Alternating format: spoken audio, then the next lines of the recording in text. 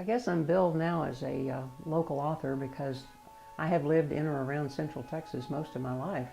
I was actually born in Austin, and it was an interesting childhood. We moved over to Georgetown, where I live now, when I was in about the early part of the second grade. But Georgetown sort of was home base for a long time, and so it seems kind of like coming back to my roots by coming back here to live now, and I really, really like the town. It was an interesting childhood growing up in Austin. Obviously, things have changed over the years, and I can remember when I was younger going to the public library, because back then the public library, the only one, was downtown Austin, and we lived out north, so going to the public library was a major event. And so we would go down there about once a month, and I would get a double armload of books to bring home and read, because I loved to read. I read a lot of the classics when I was a kid. I can remember I always kind of wanted to be at one with my surroundings. I guess it's my streak of ham. But I used to, I guess I was probably about 11 or 12 years old, and one of my favorite books to read was Heidi, about the little girl that lived in the Swiss Alps. And I always thought it was so fascinating because it was so different from my life and so different from anything I knew or understood. And she always used to, her meals always usually consisted of a piece of bread and a chunk of cheese and a bowl of milk from the goats that her grandfather herded. So just so I could feel really at one with the character, I would get my snack of a piece of bread and a chunk of cheese, and I would put my milk in a bowl instead of a glass and drink that, just because I wanted to, feel like I was being Heidi or really at one with her reading that. So, like I said, the streak of ham sort of surfaced early, I guess, and was always there, but it gave me a chance to really experience what being in somebody else's skin was about.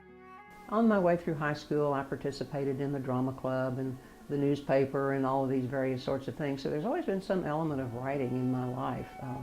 Worked on my college newspaper and those kinds of things. So it's just always been there, but I never really gave it a serious thought as a profession, because I didn't think people could probably earn a living doing that, and that's probably true in most cases. Unless you're one of the really truly big name authors, most people keep their day jobs. I'm author D.A. Featherling, and I really appreciate y'all coming tonight to hear some excerpts from a romantic comedy entitled Making Over Caro. This scene takes place in a gymnasium where Caroline Arnold, who's a realtor known to Caro as her friends, has gone as part of her extreme makeover of herself.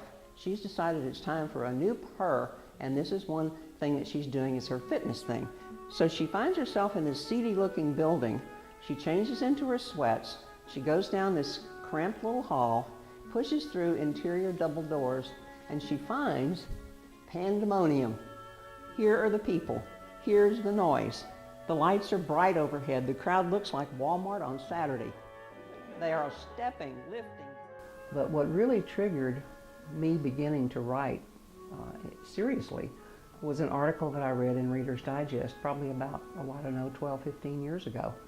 And it was talking about if you only had a certain amount of time left to live and you wanted to do something that you'd always wanted to do, if you didn't have to worry about education or money or time or any of those kinds of things that would hinder you, what would you do?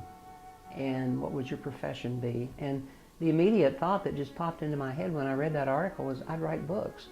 And I was kind of like, wow, I wonder where that came from, because I'd never really consciously thought that before. So at that time I was working at UT Austin as the administrator of a physics research center, and I decided on my lunch hour that I would start writing a book. Well, I didn't know any better, because back in those days pretty much everybody wrote romances, at least the female authors did. So I thought, okay, I'll write a romance.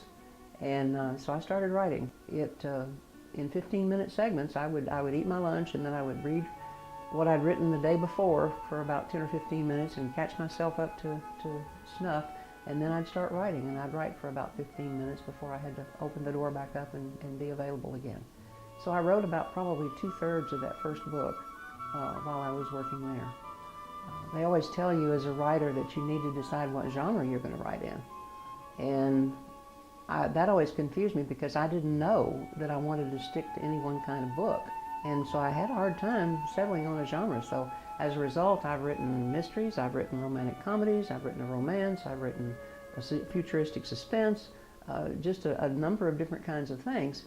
And since I self-publish, well, it doesn't matter that I don't stick to one kind of book and stick in one genre, because I can offer what I want to.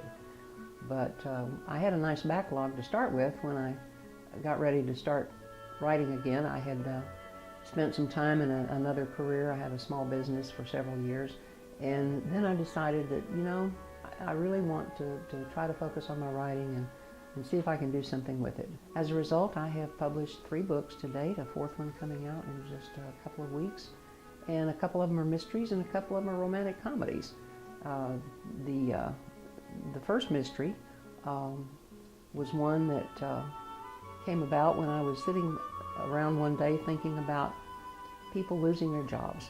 I think there were probably layoffs going on at that time or something, and I thought, you know, what would happen if somebody lost her job, say a really good job she'd had at a university, yes, sound familiar, and she couldn't find another job there because she was, quote, overqualified. I'm sure we've all heard that at one time or another. And but she had bills to pay, so what if she becomes a temporary worker? And what about if every time she changes jobs, she runs across another murder? So that's how I came up with my first book, called It Adds Up to Murder. I have a second mystery series, which is going to be coming out around the 1st of November of 2013, and it's the series title there is Staged for Murder, and it's about a home stager who keeps running into dead bodies when she gets involved in jobs. And it's going to be a lot of fun because this gal is getting in way over her head without realizing what's going on around her, and so it's going to be a continuing series as well, and this is book 1 in that series. It's called Murder Outside the Box.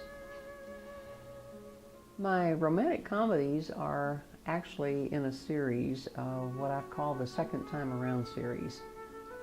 The books themselves have no relationship to each other. They are standalones, as the saying goes.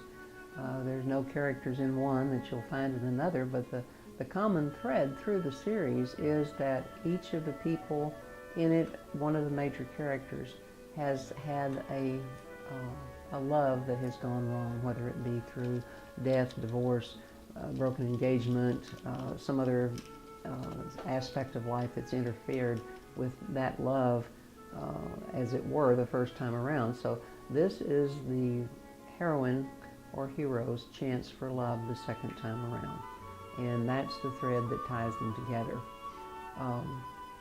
The first book in the series was one that I call Sauce for the Goose, and it's a lot of fun because it's a story about a woman whose son gets into a wrong relationship in her estimation, and so she plots to get him out of that relationship and winds up getting herself involved in some old relationships, involved in some old relationships of her own, and therein lies a lot of the humor. The second book in the series is called Kissing Frogs, and this is about a woman who has been single for a long time after divorce, and she's the one that has the cat. And it's a very interesting story because it deals a lot with forgiveness and the necessity for forgiveness in our lives. And she has an attitude. Pretty much most of my heroines do have some degree of attitude. I'm not sure if that reflects on me as the author or what, but they are interesting people. Yeah, you know, one of the things that an author doesn't have to, but usually does, is to try to share stories about their stories and about themselves with various audiences. And so one of the things I really enjoy doing is going and talking to groups. And sometimes it's a civic club, it might be a book club, it might be a school, could be any kind of organization that has speakers that come and talk to it. And so I get to go and talk to them and explain what a writer does and share a little bit about the books. And in some cases it's appropriate for me to take my books and sell them and have a book signing where I can actually autograph the books for the people who buy them at that time. And that's always fun because I get to meet my readers that way and they get to know a little bit about me. So it's something that I really enjoy doing, and of course people can find all that sort of information about me on my website.